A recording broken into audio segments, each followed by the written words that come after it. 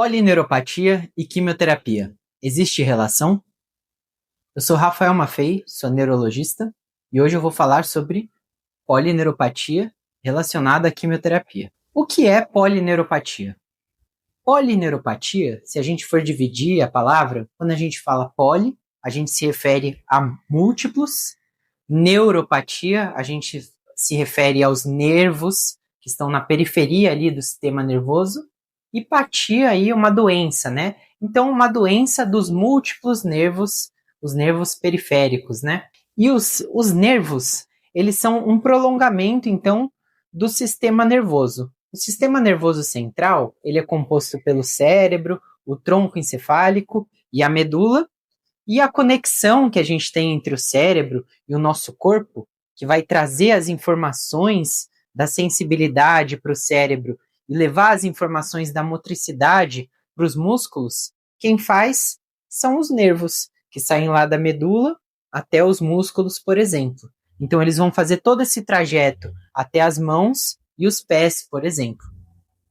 Então, quando a gente fala em uma polineuropatia, a gente fala em acometimento de múltiplos nervos. Então, como que a gente vai fazer um diagnóstico de um acometimento de múltiplos nervos? Esse diagnóstico, ele é essencialmente clínico. A gente tem que avaliar os sinais e os sintomas de uma polineuropatia. Esses sintomas, eles podem ser sensitivos, que aí eles são mais divididos entre negativos, ou seja, uma diminuição da sensibilidade, ou até positivos, como formigamentos, sensação de choques ou dores, sintomas motores, como fraqueza, ou até sintomas autonômicos, que são outras alterações do sistema nervoso que funciona sem a gente perceber, que está mais associado a funções, por exemplo, gastrointestinais ou outras funções mais periféricas, mas que são menos comuns. Existem padrões específicos de acometimentos do sistema nervoso periférico, como, por exemplo, o acometimento das extremidades, o acometimento de botas em luvas, ou acometimento de algum nervo específico. Mas quando a gente fala de uma polineuropatia, a gente fala de acometimento de vários nervos. E é o neurologista, o médico que vai ver esse padrão de acometimento e fazer esse diagnóstico clínico, essa hipótese clínica de que esse padrão, esse conjunto de sinais e sintomas associado a uma avaliação clínica pode ser associado a um acometimento de nervo e não a outra topografia neurológica. Por exemplo, a avaliação dos reflexos no exame clínico, um paciente com os reflexos diminuídos pode favorecer um diagnóstico de um acometimento de nervos em detrimento de um acometimento do sistema nervoso central. Por que acontece esse acometimento dos nervos?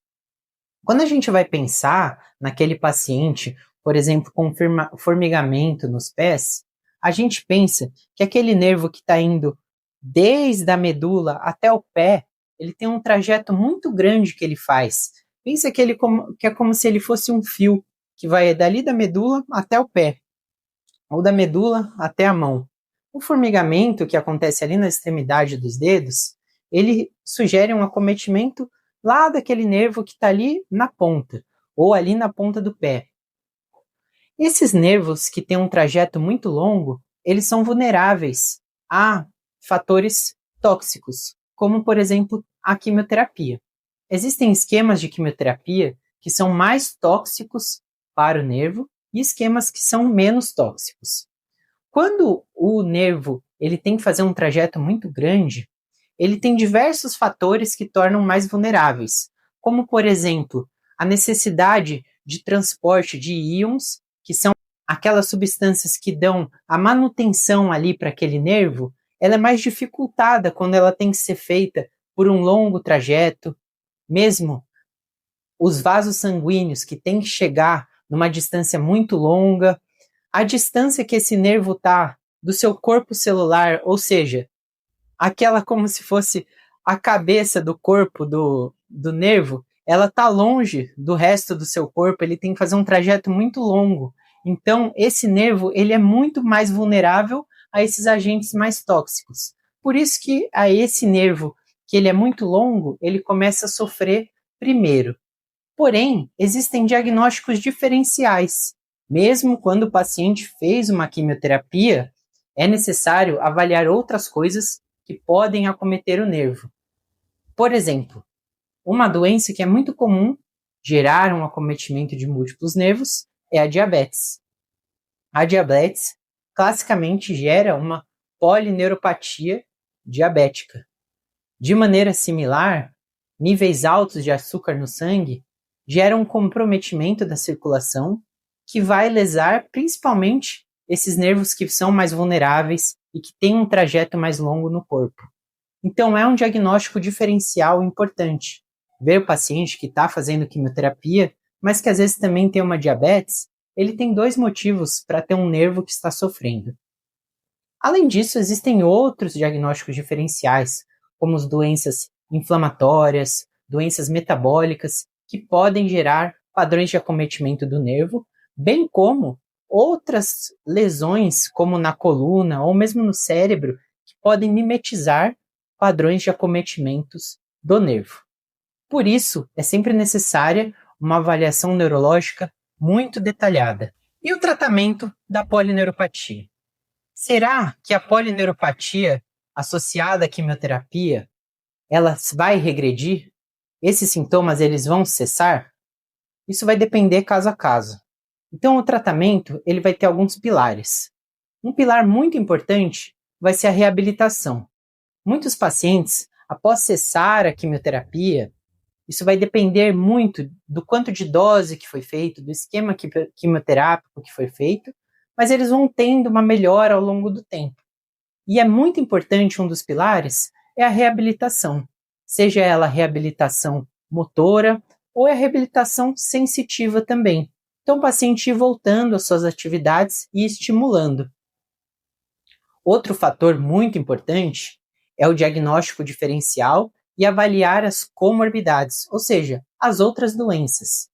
Não é esperado que um paciente, por exemplo, que tenha diabetes, tenha a mesma recuperação de um paciente que não tenha diabetes. Então é necessária uma avaliação neurológica detalhada para ver se realmente essa polineuropatia é exclusivamente associada à quimioterapia ou se a gente tem alguma outra doença associada que merece alguma atenção. E outro pilar do tratamento vai ser as medicações sintomáticas, se necessário.